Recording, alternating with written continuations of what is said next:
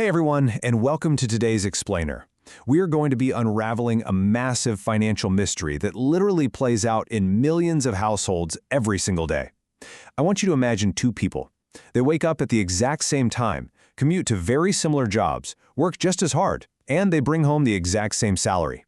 From the outside, their lives look completely identical. But fast forward just 5 years, and the picture changes entirely. One person is constantly anxious at the end of every month, while the other is remarkably calm and secure. So, how does that actually happen? Well, let's jump right into this by asking the absolute critical question from our source material. If these two people don't have different salaries and, neither of them won the lottery or hit some sudden jackpot, what exactly makes one person stressed out of their mind when the bills arrive while the other's just totally at peace? I'll tell you right now, it doesn't come down to luck. It comes down to a fundamental choice in how they treat every single paycheck. Let me introduce you to our two examples for today, Ravi and Samir. Right off the bat, Ravi and Samir start on the exact same track. Paying bills, spending a little, planning a little. But here's where they hit a huge fork in the road. Ravi is totally convinced that his financial stress is purely an income problem. He's thinking, man, if I just get a raise, my life is going to be set. Samir, on the other hand, takes a step back. He doesn't just want more money, he actively tracks his current money. He observes exactly where it goes and asks himself, is any of this actually building my future? It sounds like such a tiny difference in thinking, but believe me, it changes the whole shebang. Okay, let's look at Section 1, Income versus Wealth. We really need to understand the real difference here. And to do that, the source uses this absolutely brilliant water tank metaphor. Imagine your financial life is a giant water tank. The water flowing in from the top, that's your income. It's your salary, maybe your side hustle, whatever pays you.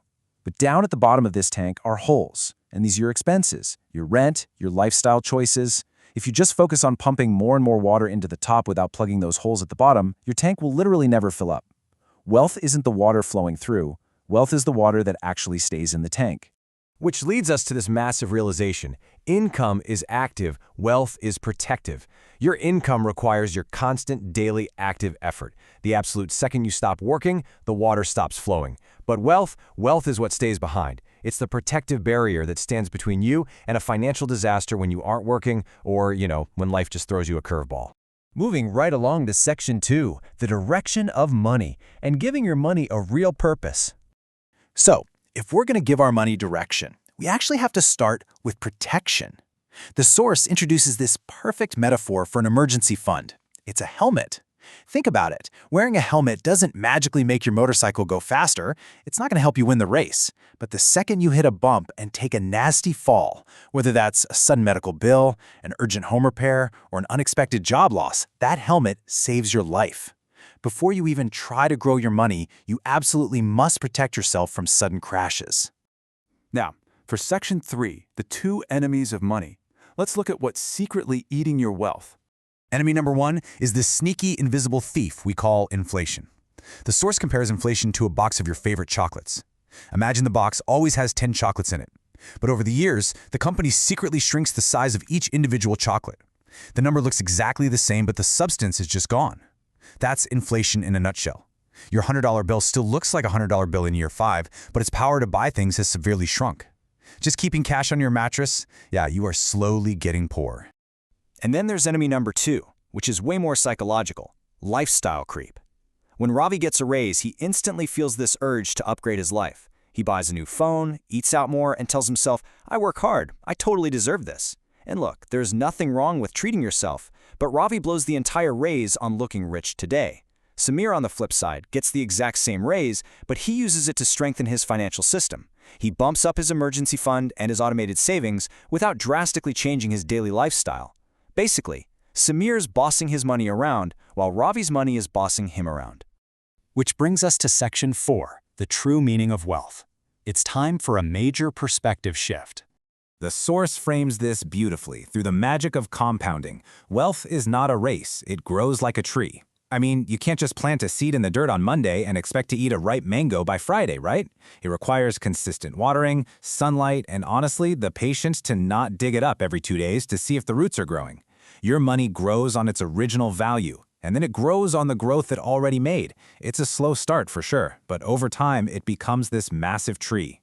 But remember, Not every seed grows in every type of soil. Smart people don't put all their eggs in one basket. They diversify. Building wealth means balancing your efforts. You need a slice for safe savings, that's your helmet. You need a slice for growth investments to beat that sneaky chocolate-stealing inflation. And you need a slice for building your own skills, because ultimately, you are your best asset. Diversification just protects your balance if one specific area takes a hit. Okay, let's fast forward those 5 years we talked about right at the beginning. The results of these small, somewhat boring, repetitive choices become overwhelmingly obvious. Look at the stark contrast here. Ravi is exhausted. He's trapped in this stressful cycle, completely and utterly dependent on his next paycheck to survive. If a salary is even a day late, he panics.